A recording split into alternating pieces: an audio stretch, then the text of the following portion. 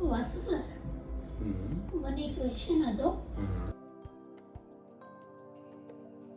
હવે જ્યારે હું કોઈ એક પોસ્ચરની અંદર તમે છો, જેમ કે સપોઝલી ભુજંગાસનની અંદર તમે છો, હવે ભુજંગાસનની અંદર તમે ઓબ્ઝર્વ કરો કે તમારી ઇમ્પેક્ટ ક્યાં આવે છે. તો પેટના અમુક ઇન્ટરનલ ઓર્ગન્સમાં ખેંચાણ આવશે અને સ્પાઇનમાં દબાણ આવશે.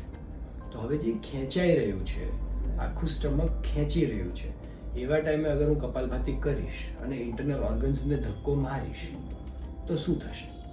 તો કે ત્યાં બ્લડનું સર્ક્યુલેશન ઓલરેડી ખેંચાણ છે એટલે થોડું વધારે છે, પ્લસ એવા ટાઈમે હું ધક્કો મારીશ તો બ્લડનું સર્ક્યુલેશન વધશે અને ઇન્ટરનલ ઓર્ગન્સ ઉપર વધારે ઇમ્પેક્ટ આવશે.